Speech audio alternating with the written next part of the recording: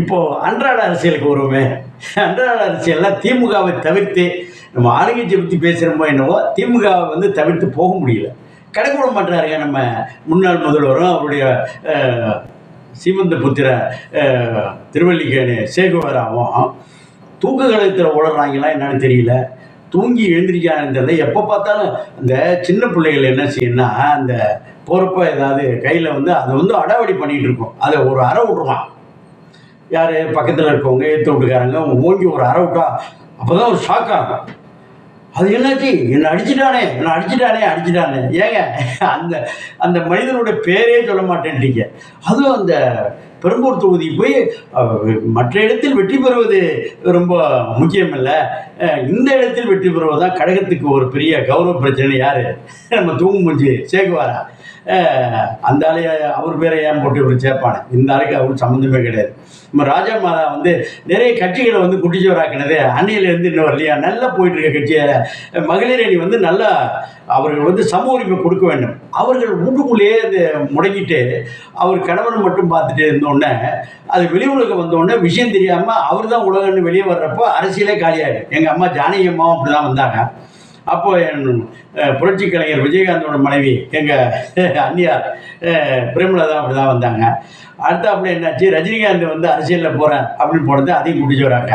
இப்பொழுது வந்து நம்ம ராஜமாதா இப்போ அண்மை கடந்த 5 வருடங்கள் ஆட்சி செய்த ராஜமாதா யார், மரியாதைக்குரிய முதல்வர் ஸ்டாலின் அவர்களுடைய துணைவியார். அவர்கள் வந்து இவங்கெல்லாம் இது பேசிட்டு கிடப்பாங்க, சனாதானம் பொட்டு வைக்கிறதெல்லாம் மட்டும் வைக்கக்கூடாதுன்னு அவர்கள் வைப்பார்கள். அது வைப்பார்கள், இன்னும் பெரிய பொருளாக வைப்பாங்க. அது ஊரே ஏற்கலை. ஹிந்தி வந்து அவங்க வீட்டு பிள்ளைகள் படிக்கும், மற்றவங்க ஏன் படிச்சு வச்சு தப்பாயிடக்கூடாது, வளர்ந்துடக்கூடாதுன்னு பற்றி அது விஷயத்துக்கு கொடுங்க. இப்போ ஒரு ஸ்டாலின் சொன்னார் 6 மாதம் டைம் கொடுப்பானு. 6 மணி நேரம் கூட இல்லை, போகிற இடம் வர இடம் கல்யாணம் வீடு காது குத்தி இடத்துல எல்லாம் போய் 8 வீடு அளவு வீடு எல்லாத்திலையும் புலம்ப ஆரம்பிச்சு மரியாதைக்குரிய முதல்வர் அவர்களே கல்யாண வீட்டில் ஏன் போய் புலம்புறீங்க அப்படின்னு சொன்னால் அது வரம்பு மீறி பேசி விட்டாருன்னு நம்மளுடைய கூலி பத்திரிகையாளர்ல அவர் சார்பு நிலை எடுத்த பத்திரிகையாளர் என்ற பேரில் திமுக அனுதாபிகளில் ஒரு உறுப்பினர்கள் தான் நிறைய இடத்துல இதெல்லாம் பார்த்தா அது சம்மந்தமே இல்லாமல் தும்முனது இருந்ததெல்லாம் எப்படி அவர் கிழக்கு பார்த்து தும்முனார் மேற்கு பார்த்து தும்முனார்னு சொல்லக்கூடிய அளவுக்கு நம்மளுடைய பத்திரிகை என்ற 4வது தூண் வந்து அது விலை போய் விட்டது என்பதோட விலை போய் தான் ஆகணும். வேறு எந்த பத்திரிகையில் கொடுக்குறாங்க அவ்வளோ சப்ஸ்கிரிப்ஷனும் வரமாட்டுது. அதில் இருக்கிற இடத்துல ஏதோ பொழுதுபாம திண்ணையில் உட்கார பேர் ஏதோ காசு கூப்பிட்டு கொடுக்குறப்ப சும்மா இருக்கிறத பேசி போகிறவங்களுக்கு நம்ம உட்பட அப்படி தான். அதுக்குன்னு நம்ம உண்மையை மறைச்சிடக்கூடாது. இப்போ என்னாச்சுன்னா சொல்கிறாரு, அது நிறைய என்ன காரணங்கள் சொல்லுங்கள், என் மீது குறை இருந்தால் கூட சொல்லுங்கள். அப்படி என்னத்தை சொல்லிவிட்டு உட்காந்துக்க முடியுமா? முதல்ல தலைமையை மாற்றிக்கையா, உங்கள் குடும்பத்தை விட்டு தலைமையை மாற்றிக்கையா. குறைஞ்சபட்சம் அந்த கனிமொழியாவது பண்ணிட்டு இருக்காப்புல அந்த குடும்பத்தை விட்டு இந்தானே வாங்க. அந்த வேற ஜாதி இல்லையா, ஆதி திராவிட ஒழிக்கிறதுக்கு அழிக்கிறதுனே உருவாக்கப்பட்ட கட்சி தான் திராவிட கட்சி. ஆமாம், ஆங்கிலேயர்கள் வந்து என்ன பண்ணாங்கன்னா ஆதி திராவிடர்களுக்கும் அந்த விளிம்புநிலை மக்களுக்கும் நிறைய பண்ணாங்க. அடுத்து இஸ்லாமிய காலத்திலிருந்து ஆங்கிலேயர் காலத்திலிருந்து காங்கிரஸ் வரலையும் பண்ணுச்சு. அதை இளைஞர் பொண்ணுங்கிறதா தான் திமுக என்ற ஒன்று பெரியார் என்ற ஒரு மனிதரை கொண்டு வந்து அவரை எடுத்துக்கிட்டு, ஏன்னா கூட்டம் சேர்க்கறதுக்கும் கொடி பிடிக்கிறதுக்கும் போஸ்ட் ஓட்டுறது தான் ஆளு தேவை.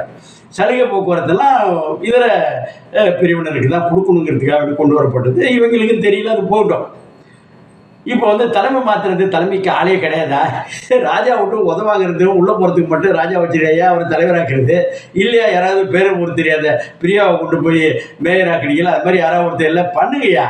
பண்ணிட்டு போகிறத விட்டு இந்த வந்து எப்போ பார்த்தாலும் 6 மாதமாவது கொடுக்க போகிறேன்னு சொல்லிட்டு 6 நாள் கூட இல்லை பேச ஆரம்பிச்சிட்டிங்க. என்னாச்சுன்னா 6 மாதத்துக்கு 3 மாதம் தாங்காது. 3 மாதத்தில் போய்ட்டு ரெடியாக இருக்குன்னு தொண்டர்களுக்கு உற்சாகப்படுத்தினா கூட இவர் புலம்பல் என்பது பெரிய விஷயம். என்னாச்சுன்னா இப்போ என்னன்னு பார்த்தா மின்சாரம் திடீர்னு தடைப்படுகிறது. ஒன்றும் இல்லை, அரைஞ்சு பல்ல உடைச்சி யாரான்னு பார்த்தாக்கா அந்த பிடிக்க விட்றான். 100 ரூபாய்க்கு நடுறான்னா இவனாக பண்ணிட்டு கிடக்கிறான்ல, எல்லாம் ஃபீஸை பிடுங்கிறது. அங்கே வேலை செய்யக்கூடிய தொழிற்சங்கத்தில் இல்லை, அந்த சின்ன கருப்பாடுகள் இல்லை, இந்த கூலிக்காவை 100 ரூபாய்க்கு நடுறான்னா 1000 ரூபாய்க்கு நடிக்கக்கூடிய புல்லரிச்சுக்கிறது. அவன் போனால் அந்த ஃபீஸ் கேரியர் பிடிங்கி ஏதோ ஒரு 50 ரூபா கிடைக்கும், ஒரு 100 பிடுங்கினோம்னா எவ்வளோ 5000 கிடைக்குன்னு பண்ணுங்கன்னு சொல்லி மாற்றிக்கிறது தான். ஜெயலலிதா வந்து காரை வச்சு அடித்தாங்க. எப்போ ஆரம்பத்தில் அன்றைக்கி சாயங்காலமே அவர் விடுதலை கொடுத்தவங்க தானே மரியாதைக்குரிய ஸ்டாலின் வகைராக்கள். அந்த ஏதோ அபராதம் போட்டு நெக்லிஜென்ஸ்னா அது மாதிரி வந்து பண்ணுவது பாரம்பரியம். அப்படி தான் ரொம்ப நாள் 75 வருஷங்க, ஒரு நாள் 75 வருஷம் முட்டாள்களை வச்சுருந்து அது ஏழைப்பாளைகள் குறிப்பாக தலித்துகள் கூடாது. அது இப்போ அந்த மனுஷபுத்திரன்னு தலையெல்லாம் அடிக்கடி பேசிட்டு கிடப்பார்.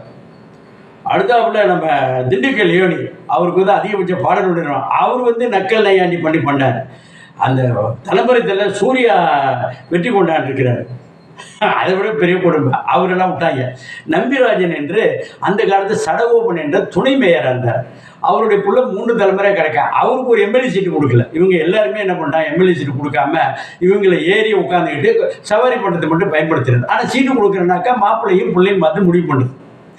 எங்கள் அறிவாலயத்தில் நம்ம அந்த நிறைய தலைமை நிலைய செயலாளர்னு சொல்லிவிட்டு அடுத்த நாளே விஜய்பி பார்த்துவிட்டு இண்டிகேஷன் கொடுத்துட்டாரு. வந்தால் அவரை தாண்டி போக மாட்டாருங்க.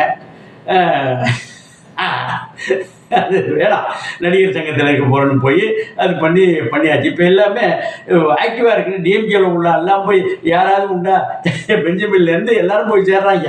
ஏதாவது தேர்மாச்சு அவங்க அடித்து வச்ச காசை காப்பாற்றினா அவங்க அப்படியே கொண்டு போய் பாஜகவோட சேர போகிறாங்க. ஏன்னா இவங்க அடித்த 5 லட்சம் கோடி இருக்குல்ல, அந்த 5 வருஷத்தில் அவ்வளோ காசு டிஎம்கே அடித்த காசை முறைப்படுத்துனா அண்ணாமலை கிளப்பி விட்டு அது காற்று போன பண்ணுவோம்னா புஷ்ஷுன்னு போச்சு, செல்ஃப் எடுக்கல. நாளைக்கு வந்து என்னாச்சு, நம்ம சீமானு அந்த அண்ணாமலை இவங்கெல்லாம் சேர்ந்து கூட்டணி சேர்ந்துக்கிட்டு பாஜகவோடைய சேர்த்துக்கிறோம்னு சொல்லி செய்ய போகிறாங்க. எச்சரிக்கையாக இருங்க தமிழ் சொந்தங்களே, நண்பர்களே. அவங்க உருப்படவே மாட்டான். இன்னும் ஒரு 25 வருஷத்துக்கு காலியாகிடும். இன்ப நிதியாக இருந்தாலும் தேராது. அப்புறம் என்ன பண்ண போறீங்க? இப்படி தான் அன்னைக்கு சேர்த்து வச்ச காசை கத்தி அங்கே மேலே கொண்டு கப்பம் கட்டி விட்டு மிச்சத்தை வந்து இப்படி சவுண்டு ஒன்று விடுறது தான். பாருங்கள். வாழ்த்துக்கள்.